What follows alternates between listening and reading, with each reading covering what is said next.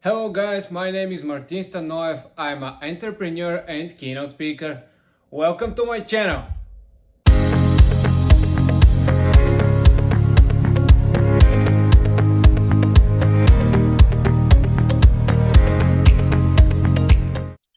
Yeah. When you started running on the business track, did you have a spikes or did you run on rubbers? Uh, the bulk of the business, the bigger part of the business was, of course, training shoes, and training shoes don't have spikes in.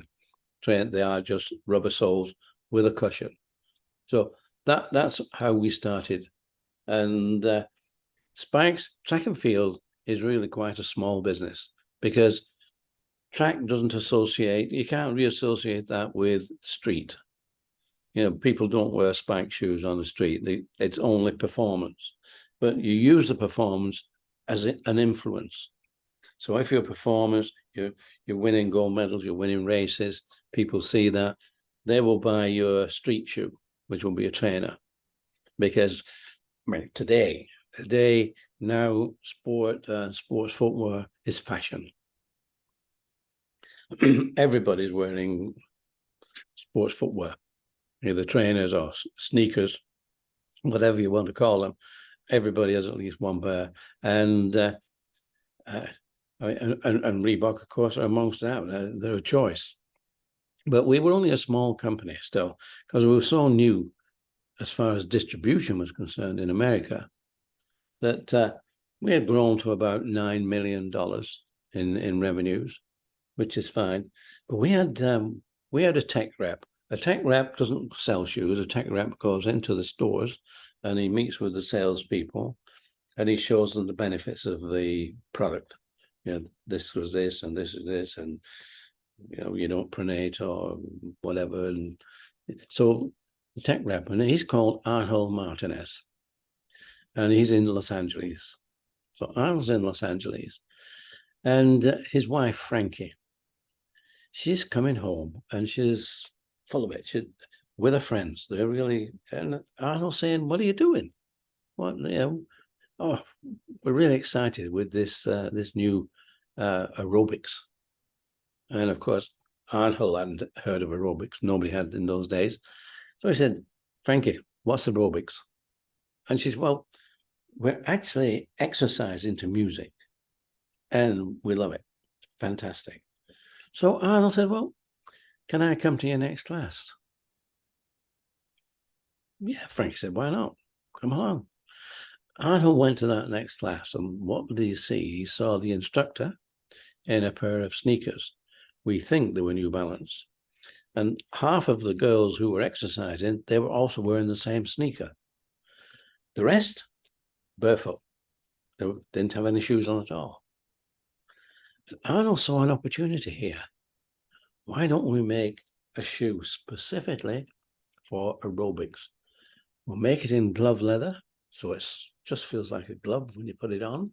We'll make it on a woman's last and in women's sizes, just in women's sizes. Well, I hadn't even heard about this when this first started because I was in the UK and they were doing this in America. And of course, you don't make shoes out of glove leather. You make gloves out of glove leather because glove leather, just like a piece of paper, you can pick it up and you can tear it. It just tears. There's no resistance at all. Whereas shoe leather, of course, you can't do that. Oh, but on saying that, we'd made our World 10, which was a road racing shoe, a marathon shoe. In fact, Ron Hill broke the Boston Marathon record in, I think it's 1966 or 68. He broke that. We're in World 10, and that was made out of glove leather. But the glove leather, we use the suede side. We use the flesh side, not the smooth side. And that way, we could just use that and adhesive. You need to put adhesive on to stick the sole to it. The adhesive just went into the leather, nice and easy. But with the aerobics shoe, they were using the skin side out, and that was always finished. So in order to get adhesive into that, they had to rough up the surface. So they had to take something off the surface. Now, if you think that glove leather's 1 millimeter thick, only 1 millimeter, and when you've done work on it, it's down to about 0.7 of a millimeter, and you're making that into a shoe. And of course, they just ripped apart. So these shoes, after 1 month of wearing, they were falling apart. Luckily, we were in Los Angeles, we were in America, and the girls didn't care. The girls thought the shoes were so comfortable, they just went out and bought another pair. But of course, we had to answer that. We couldn't sell those shoes in any real volumes if they were going to fall apart. And in the first place, when I learned about them making this shoe, I said, you can't make them out of glove leather. You've got to find a different leather. But they kept making them out of glove leather, but they lined it with nylon. They ironed nylon on the back, and the nylon gave it the strength.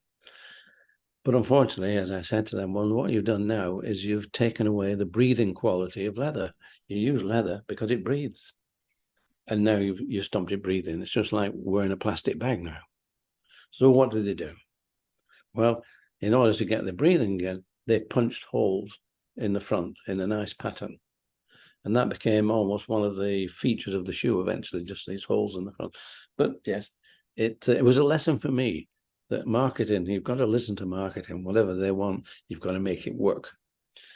Eventually, though, we got a leather which was nearer to garment leather, still soft, but it was thicker, and it stood up to making shoes out of it. So now we supplied shoes to a lot of the instructors and a lot of the girls, and all of a sudden sales started to grow. But when Jane Fonda actually went and bought a pair of Reebok and used them in her exercise videos, all of a sudden it just went viral. It just exploded. And that was our biggest problem. Not how did we afford to run the business, because all of a sudden you're exploding. It was getting the production. We were really in danger of starving the market, because we went from 9 million to 900 million in 4 years. And that was just massive. And the factories we were working with just couldn't expand the production to meet that demand. So this is where another piece of luck came in. It's a time when Nike had been they've been growing fast, really fast. They got big over about 10 years. And but for whatever reason, their sales had slowed, and they found themselves with too much inventory. So in order to change that, they had to come out of about 3 or 4 factories just when we needed it. This is our luck. We moved straight in, and that saved us from starving the market. And both Adidas, Nike, everybody thought, yeah, we can see this aerobics market, it's growing, but it's just a fad. They didn't believe that that women could be trusted when it came to scaling the market. They just didn't believe that. Well, we overtook Adidas, we overtook Nike, and we became number one. Just mid-80s, mid-1980s, we became the number one sports shoe manufacturers globally. And we were then over $1 billion in sales, over $1 billion. And Nike, whilst they were growing and growing big, and they've grown bigger since, but we became number one. Yeah, it's so interesting. How was a successful marketing strategy created in the 1950s without the hundreds of tools that we have now, thanks to the technology of paid advertising on the internet? We're talking about 1950s. Yeah. Well, we didn't. How create a successful marketing strategy?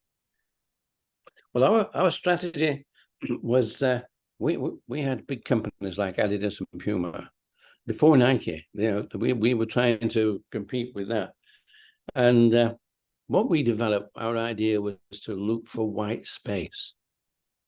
Now, white space is where are the areas that these guys are not in, and we could find some white space in local athletes, runners. We could find that. We had orienteering, which is a sport again, which is in those days was very much a north of England sport, and rugby. Rugby boots, they were particularly rugby league.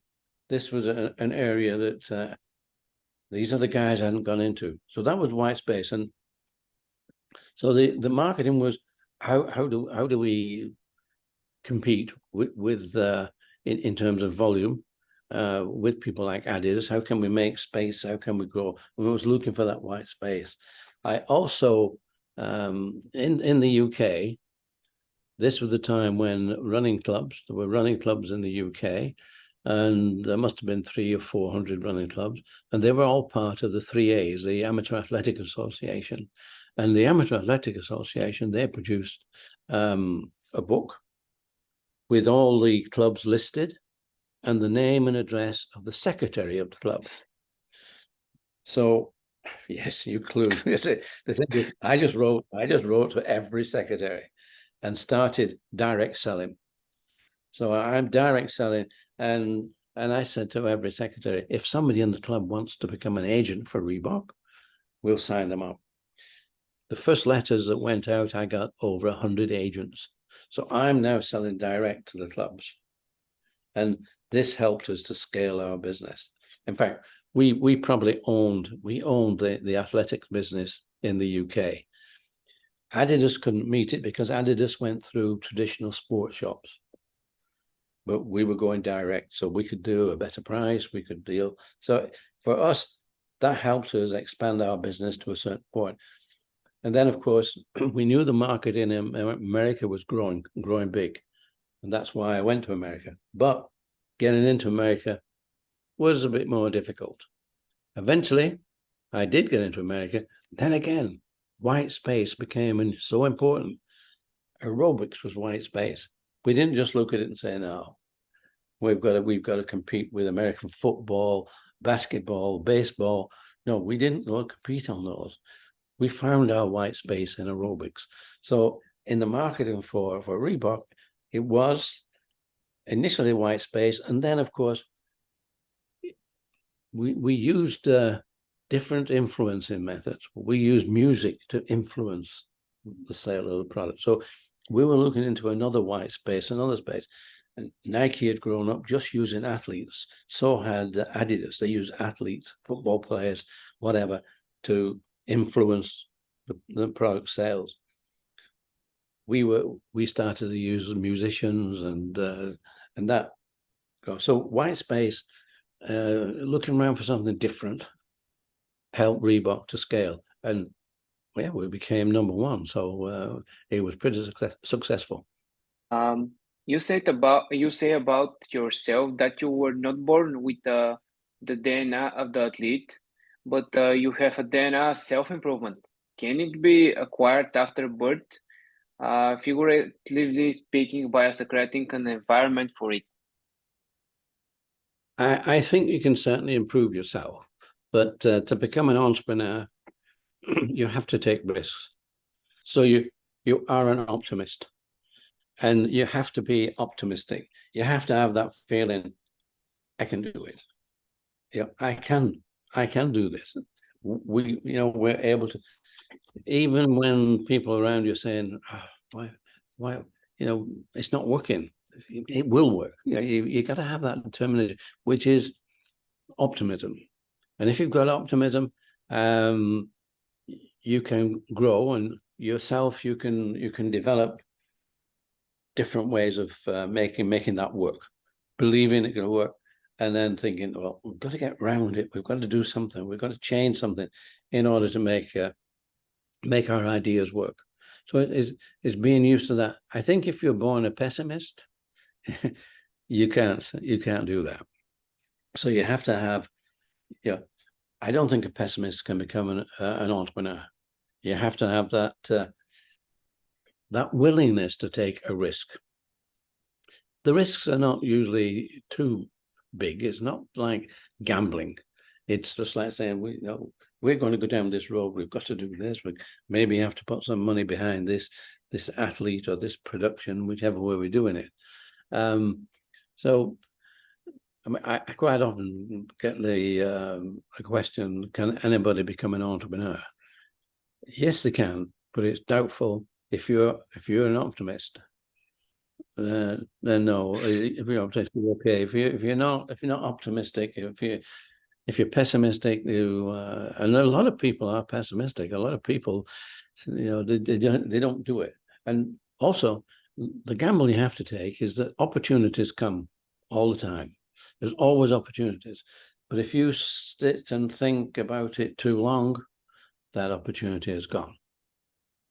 So you have to act on the opportunity. And that way, and with a bit of luck, and we had some luck. We managed to scale our company. Have you read the book? Yes. You read Shoemaker? Yeah, I read Shoemaker. Yeah. Well, you will recognize the fact that we had an awful lot of problems. We came across problems like changing our name, and we had to change our silhouette. We had 2 stripes and a T-bar that Adidas. They just thought that that was against the 3 stripes, that we couldn't do that.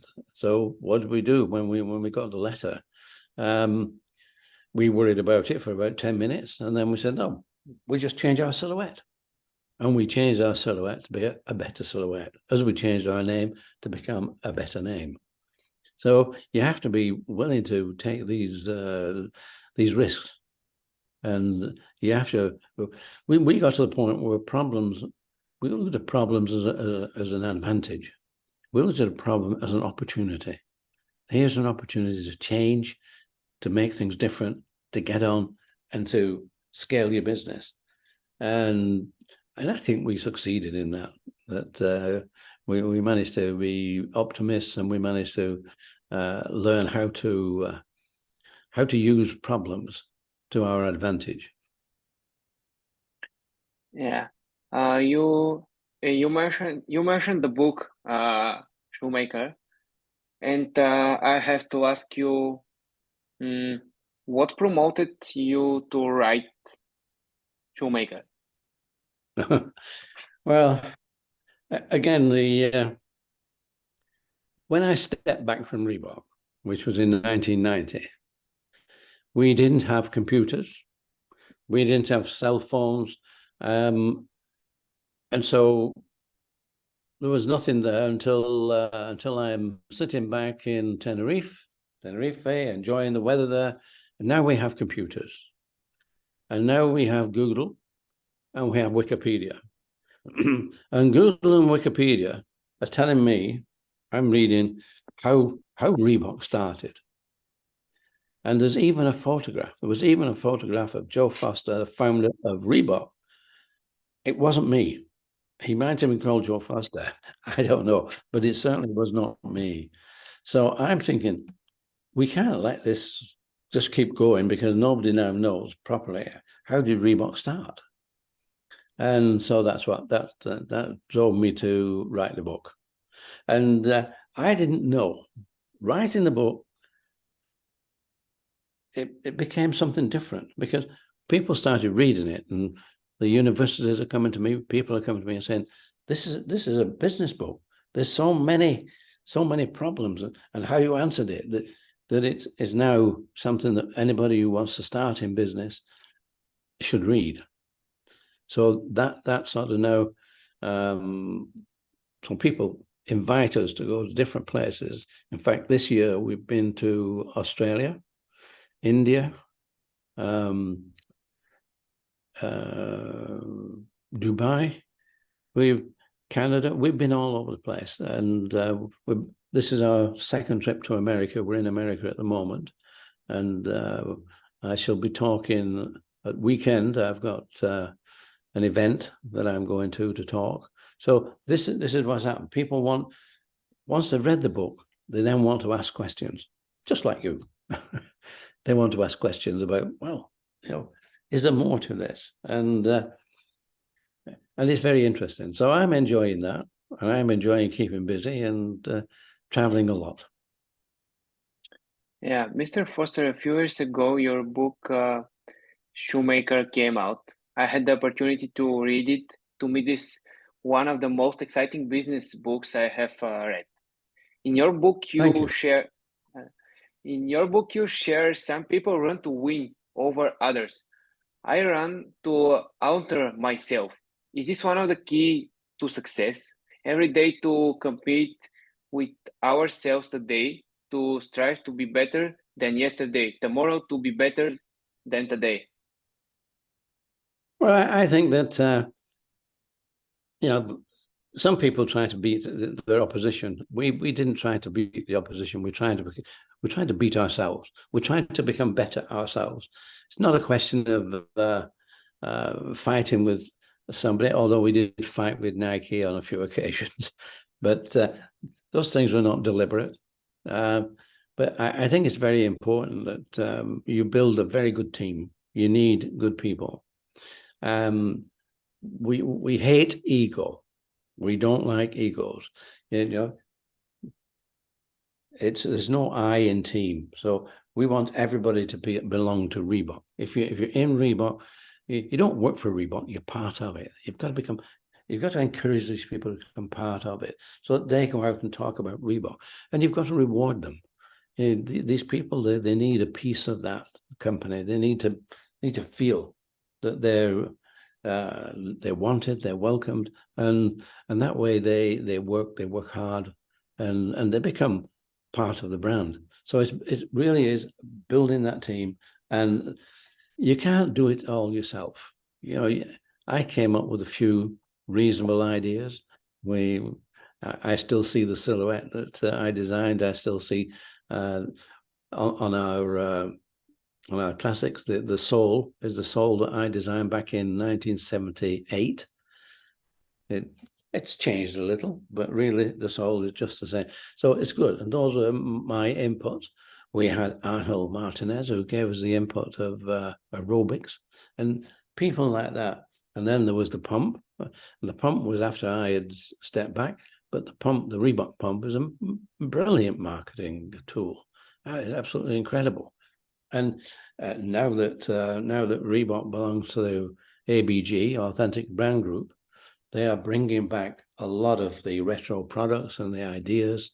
So whilst Adidas ran the company for about 10 years, they didn't really want the company. They wanted the assets of the company, but they've sold the company, and now the company is growing again. It's going to be big. I think it's going to challenge Nike and Adidas for who is number one.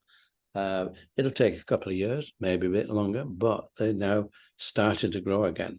So what I'm really proud of is that something we started back in 1958 is now growing stronger in 2023. It's a long time. And our silhouette, which we've had since about 1964, that silhouette is still there. Adidas changed it a bit. They put the Delta, they used the Delta, which was a triangle for a while, and they wondered why it didn't work. Well, it's like, why do you do that? A brand has an image, and there are things you don't change about a brand. And if you keep it true and honest, it will just, everybody will recognize it. During our time when we were number one, I think 60% of all Americans bought a pair of Reebok shoes. And those people are now in the 50s, and they have the money to buy more, and they really love it. The number of people that I talked to say, I was only a kid when the pump came out, and all the kids wanted the pump, but it was so expensive. The parents wouldn't buy them. It was too expensive for parents to buy. They had to go out and get a job. So they went out and earned money to buy themselves a pair of Reebok. This is what you want a brand to do, a brand to be felt, to be part of a nation. And Reebok became part of America. And now they're about to make it even better. So, there's such an awful lot in a brand and what you should do. And we are friends now with a serial entrepreneur. He's just written a book, which is Start, Scale, Exit, Repeat. And he's done that numerous times and makes a lot of money. Yeah. But for me, I'm a brand builder. So I built a brand. Entrepreneur, yes, but not a serial entrepreneur. Not somebody who wants to throw that one side and start again and do that. So there is a slight difference in that. And building a brand for me has been very rewarding. It's been something that, and I see it now. I see that brand everywhere. So, and it's not to try and beat somebody. It's to try and beat yourself, to try and do something better and better. So that's for me.